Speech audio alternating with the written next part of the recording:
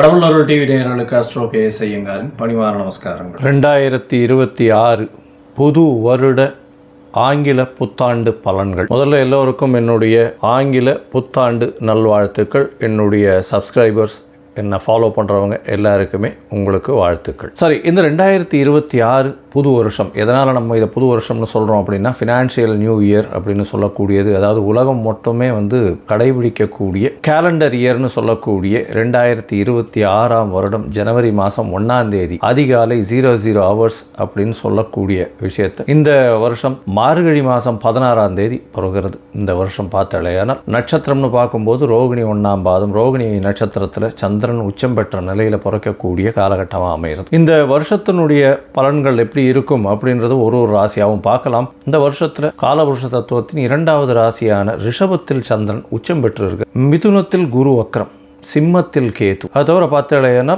சம சப்தமம் அப்படின்னு சொல்லக்கூடிய இடத்துல மாந்தி வருது. அதாவது இந்த வருஷம் பிறக்கும் போது 8ஆம் இடத்துல 4 கிரகங்கள், மாத கிரகங்கள்னு சொல்லக்கூடிய சூரியன், செவ்வாய், புதன் மற்றும் சுக்கிரன் இருக்கு. சனியும் ராகுவும் கும்பத்தில் இருக்கார். இந்த வருஷத்தில் பார்த்தீங்கன்னா வரக்கூடிய மாறுதல்கள் அப்படின்னு சொல்ல போனால், எடுத்த உடனே 17/3/2026 அன்னைக்கு குரு வக்ர நிவர்த்தி ஆறு. அதற்கு முன்னாடி பார்த்தீங்கன்னா 6/3/2026 அன்னைக்கு சனி கும்பத்தை விட்டு மீனத்துக்கு போற. அதனால மேஷ ராசிக்காரர்களுக்கு 7.5 சனி ஆரம்பிக்கிறது, மகர ராசிக்காரர்களுக்கு 7.5 சனியிலிருந்து விடுதலை பெறுறது. இது ரெண்டும் ஒரு முக்கியமான விஷயம். அதே மாதிரி விருச்சிக ராசிக்காரர்களுக்கும் அர்த்தாஷ்டம சனி போகிறது, கடக ராசிக்காரர்களுக்கு அஷ்டம சனியும் போகிறது. இது மாற்றம். அதே மாதிரி பார்த்தாலேயானால் 17/3/2026 குருவினுடைய வக்ர நிவர்த்தி, குரு மிதுனத்தில் வக்ர நிவர்த்தி அடைகிறார். 26/5/2026 குரு மிதுனத்திலிருந்து கடகத்துக்கு போகிறார். கடகத்தில் அவர் உச்சம் பெற்று போயிருக்கார். இந்த வருஷம் பார்த்தாலேயானால் பொதுவாகவே 12 மாதம் இருக்க வேண்டிய குரு 5ஆம் மாதத்திலிருந்து கிட்டத்தட்ட 10ஆம் மாதம் வரணும், அதாவது 5 மாதம் மட்டுமே அங்கே இருக்கார். 20/10/2026 வரலும் தான் குரு கடகத்தில் இருக்கார். 20ஆம் தேதி அக்டோபர் மாதம் சிம்மத்துக்கு வந்துடுறார். கிட்டத்தட்ட ஒரு 5-6 மாதம்தான் அவர் அங்கே இருக்கார். இந்த மாதத்தில் வரக்கூடிய அடுத்த ஒரு பெரிய பெயர்ச்சின்னு சொல்லக்கூடியது 13/11/2026 ராகு கேத்துவின் பெயர்ச்சி. இந்த வாட்டி பார்த்தாலேயானால் கும்பத்திலிருந்து மகரத்திற்கு ராகு, கேத்து சிம்மத்திலிருந்து கடகத்தில் செல்கிறாங்க. அதாவது 13/11/2024 ஒரு 1.5 மாதம் முன்னாடி. இந்த வருஷத்தில் பார்த்தாலேயானால் வருஷம் பிறக்கும்பொழுது கன்னியா லக்னத்தில் 10ஆம் இடத்துல அதாவது குரு இருக்கார், பரிவர்த்தனை யோகத்தில் இருக்கார். குருவும் புதனும் பரிவர்த்தனை யோகம் 4-10 பரிவர்த்தனை மிகப்பெரிய. நம்மளுக்கு பொதுவான பலன்கள் அப்படின்னு பார்க்கும்பொழுது தொழில் அபரிமிதமாக இருக்கும். அதுவும் கணக்கு தொழில்கள், ஷேர் மார்க்கெட் 85லிருந்து 95 வரலும் 95,000 பாயிண்ட்ஸ் வரலும் போகக்கூடியது நிச்சயமாக உண்டு. போன வருஷம், அதாவது 2025 நான் சொல்லியிருந்தேன், டிசம்பர் மாதத்துக்குள்ளே 85,000 பாயிண்ட்டு தாண்டக்கூடிய வாய்ப்புகள் அதிகம் அப்படின்னு சொல்லியிருந்தேன். ஏன்னா புதன் ரொம்ப ஸ்ட்ராங்காக இருந்ததுனால இந்த வருஷம் ஒரு 10,000 பாயிண்ட் வரலும் நிச்சயமாக மாற்றங்கள் ஏற்படுத்தும். 95,000 பாயிண்ட்டிலிருந்து 1,00,000 பாயிண்ட் வரலும் சென்செக்ஸ் வரக்கூடிய வாய்ப்புகள் நிச்சயமாக உண்டு. ஷேர் மார்க்கெட்டினுடைய இது ரொம்ப இன்க்ரீஸ் ஆகக்கூடிய வாய்ப்பு உண்டு. கணிதம் சார்ந்த துறைகள் எல்லாமே பலப்படும். அதை தவிர அனலிட்டிக்கல் லேப்ஸ் எல்லாமே ரொம்ப அதிகமாக இருக்கும்.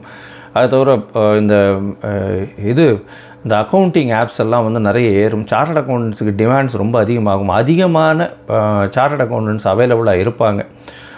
அது தவிர பார்த்தாலேயானால் பண வரவிற்கு பஞ்சம் இருக்காது. ஏன்னா கேந்திரத்தில் 4ஆம் இடத்துல திக்பலம் பெற்று சுக்கிரன் இருக்கிறது பெரிய விசேஷம். இதன் மூலியமாக ஆட்சியில் இருப்பதற்காக எடுத்துக்கொள்ளணும். அதனால் பண வரவிற்கு பஞ்சம் இருக்காது. எடுத்த காரியங்கள் எல்லாமே நிறைவேறும். இந்த வாட்டி பணப்புழக்கம் கொஞ்சம் அதிகமாகவே இருக்கக்கூடிய காலகட்டம். சுக்கிரனும் 4ஆம் இடத்துல இருந்து திக்பலம் பெறுறதுனாலையும், அதாவது இந்த கன்னியா லக்னத்துக்கு 4ஆம் இடத்துல இருக்கிறதுனால திக்பலம் பெற்று போகிறதுனாலையும், சந்திரனும் உச்சம் பெற்று போகிறதுனாலையும் பெண்களுடைய டாமினன்ஸ் இந்த வருஷம் ரொம்ப அதிகமாகவே இருக்கும். எந்த ஒரு விஷயத்திலையும் பெண்களுடைய ஆளுமை அதிகமாக இருக்கக்கூடிய வருஷமாக இந்த வருஷம் அமையும். கலைத்துறை, அதை தவிர பார்த்தோம்னா அழகு துறைகள், ஆடை விளம்பரம், அலங்காரம், இந்த மாதிரியான துறைகள் மிகவும் மேன்மை பெறக்கூடிய வாய்ப்புகள் நிச்சயமாக உண்டு. தண்ணீர் சம்பந்தப்பட்ட, பால் பதனிடுதல் சம்பந்தப்பட்ட துறைகள் மிகவும் ஏற்றத்தை கொடுக்கக்கூடிய வாய்ப்புகள் உண்டு. அரசாங்கத்திற்கு பார்த்தடையானால் இந்த விமானப்படை மூலியமாக, விமானம் பொருட்கள் மூலியமாக நிறைய ஏற்றம் வரும். இராணுவ தளவாடங்கள் விற்கிறதுல விமானம் சம்பந்தப்பட்ட விஷயங்களில் பெரிய ஏற்றம் வரக்கூடிய வாய்ப்புகள். ஏன்னா ராகு ரொம்ப ஸ்ட்ராங்காக இருக்கக்கூடிய காலகட்டமாக அமைய போகிறது.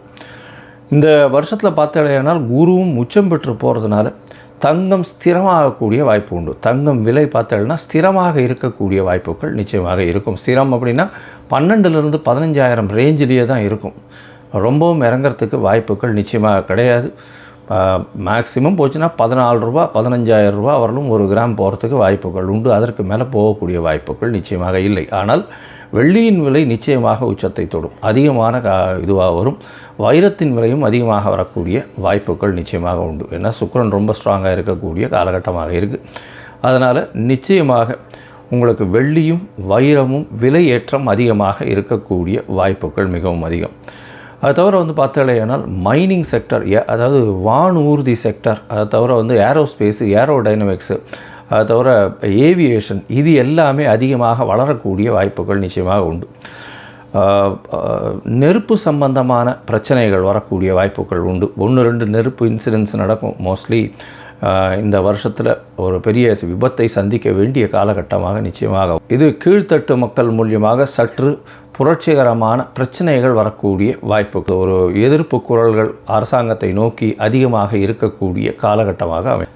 ஆனால் மொத்தத்தில் தண்ணீர் பற்றாக்குறை இது அதிகமான பெருக்கம் இருக்கக்கூடிய வாய்ப்பு, அதிக மழை வர்றதுனால வெள்ளங்கள் அதிகமாக இருக்கும்.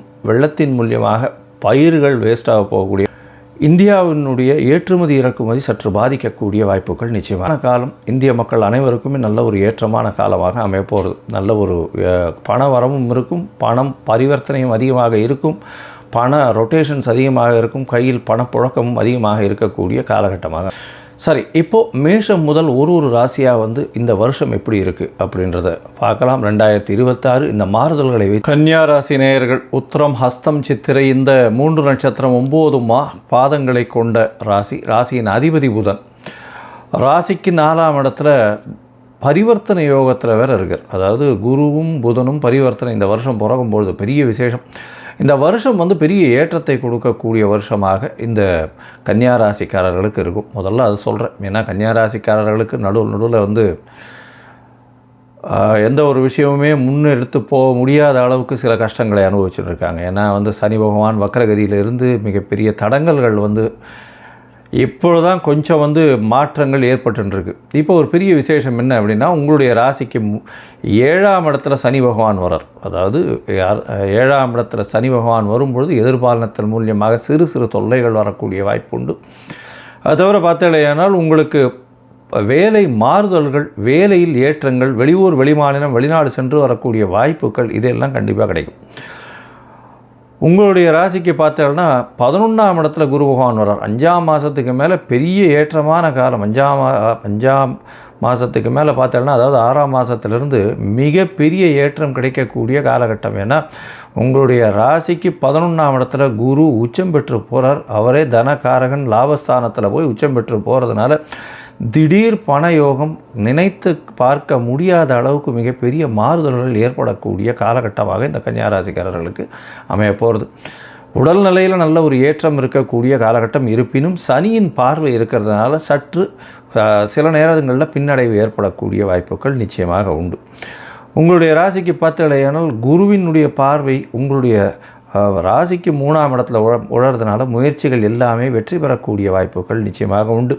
அது தவிர சனியின் மேலேயும் குருவினுடைய பார்வை இருக்குது. அதனால் பார்த்தீங்கன்னா உங்களுக்கு திருமண பாக்கியம், திருமணத்திற்கு பார்த்து கொண்டிருக்கக்கூடிய இளைஞர்களுக்கு கண்டிப்பாக திருமண பாக்கியம் ஏற்படக்கூடிய காலகட்டமாக அமைய போகிறது.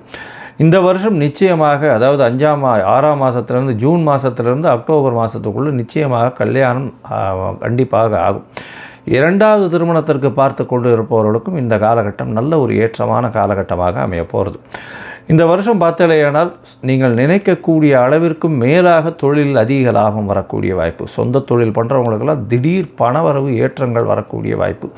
அது தவிர பார்த்தீங்கன்னா வேலை செய்பவர்களுக்கு திடீர் மாற்றங்கள் வரும், ஏற்றங்கள் வரும். வேலையின் மூலியமாக பெரிய மாற்றங்கள் ஏற்படக்கூடிய வாய்ப்புகள் உண்டு. 5ஆம் அதிபதியே உங்களுக்கு 7ஆம் இடத்துல இருக்கிறதுனாலே, அதனால் அது தவிர குருவே 5ஆம் இடத்தையும் பார்க்குறார், 7ஆம் இடத்தையும் பார்க்குறார். அதனால் பார்த்தோன்னா குழந்தை பிராப்திக்கு பார்த்து கொண்டு இருப்பவர்களுக்கு குழந்தை பிராப்தி ஏற்படக்கூடிய வாய்ப்புகள் இந்த காலகட்டத்தில் இருக்கும்.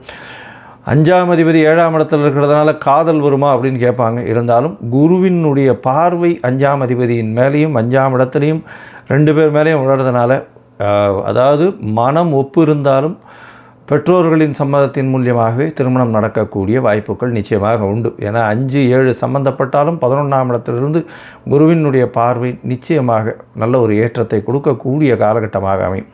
படிக்கக்கூடிய மாணவர்களுக்கு எல்லா விதமான முயற்சியும் நிச்சயமாக நல்லபடியாக நிறைவேறும். போஸ்ட் கிராஜுவேஷன் அதை தவிர பிஹெச்டி இந்த மாதிரியான பொசிஷன்ஸ் படிக்கிறவாளுக்கு நல்ல ஒரு ஏற்றம் கிடைக்கக்கூடிய வாய்ப்புகள் உண்டு. புதுசாக தீசிஸ் எழுதக்கூடிய, புத்தகங்கள் எழுதக்கூடிய, கவிதை நடைய எழுதக்கூடிய, கட்டுரைகள் எழுதக்கூடியவர்களுக்கெல்லாம் நல்ல ஒரு ஏற்றம் இருக்கக்கூடிய காலகட்டம். ஆர்ட் டைரக்டர்ஸுக்கெல்லாம் திடீர் பணம் வரக்கூடிய வாய்ப்புகள் நிச்சயமாக உண்டு. அதாவது மேத்ஸ் சம்பந்தப்பட்ட அதை தவிர இந்த கணினி சம்பந்தப்பட்ட அதாவது கம்ப்யூட்டர் சாஃப்ட்வேர், ஹார்ட்வேர் இந்த மாதிரியான இன்ஜினியர்ஸ் இவங்களுக்கெல்லாம் நல்ல ஒரு ஏற்றம் இருக்கும். அதை தவிர அட்வர்டைஸிங் செக்டாரில் இருக்கிறவங்களுக்கெல்லாம் பெரிய ஏற்றம் கிடைக்கக்கூடிய காலகட்டமாக அமைய போகிறது. இந்த அதாவது கன்னியா ராசிக்காரர்களை பொறுத்தவரையிலும் பார்த்தோம்னா இந்த புதனுடைய சம்பந்தம் அதிகமாக இருக்கிறதுனால ஷேர் மார்க்கெட் இண்டிசஸில் நல்ல ஒரு வெற்றி வாகை சுடக்கூடிய இந்த வருஷம் பார்த்தலையானால் ஷேர் மார்க்கெட்டில் அதிகமான பணம் பண்ணக்கூடிய நபர்களில் இவர்களும் ஒருத்தர்களாக இருக்கக்கூடிய வாய்ப்புகள் நிச்சயமாக இருக்கும்.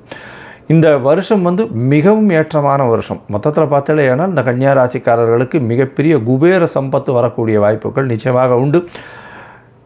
உங்களுடைய ராசிக்கு 11ஆம் இடத்துல இருக்கக்கூடிய குரு பகவான் மூலியமாக நல்ல ஒரு ஏற்றம் கிடைக்கும். திருமண பாக்கியம் ஏற்படக்கூடிய வாய்ப்பு, தொழிலில் ஏற்றம் இருக்கக்கூடிய வாய்ப்பு, எதிர்பாலனத்தவரை சற்று நம்ப வேண்டாம். பார்ட்னர்ஷிப் பிஸ்னஸில் அதிகமாக மூலதனம் போட வேண்டாம். பொறுமையாக இருக்கிறது ரொம்பவும் நல்லது. திருமணம், குழந்தை பிராப்தி ஏற்படக்கூடிய வாய்ப்புகள் நிச்சயமாக உண்டு. வெளிநாடு, வெளியூர், வெளிமாநிலம் சென்று படிக்கக்கூடிய வாய்ப்புகள் உண்டு. உங்களுடைய உடல்நிலையில் சற்று ஜாகிரதையாக இருக்கிறது நல்லது. ஏன்னா 7ஆம் இடத்துல இருக்கக்கூடிய சனி உங்களுடைய ராசியை பார்க்குறார்.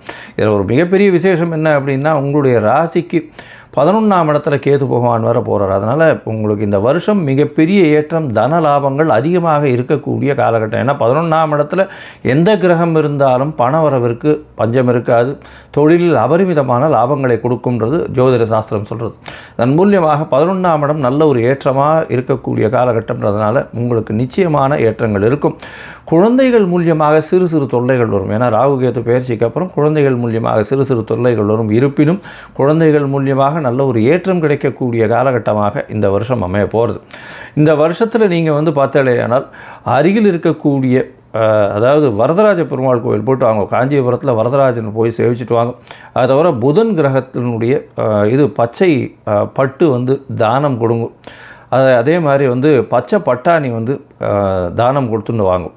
நல்ல ஒரு ஏற்றம் கிடைக்கக்கூடிய காலகட்டமாக இந்த வருஷம் உங்களுக்கு அமைய போகிறது. கடவுள் அருள் டிவியை பார்த்தமைக்கு நன்றிகள். மேலும் இது போன்ற தகவல்களை தெரிந்து கொள்ள கடவுள் அருள் டிவியை சப்ஸ்கிரைப் செய்யுங்கள். மறக்காமல் பெல் ஐக்கானை கிளிக் செய்யுங்கள்.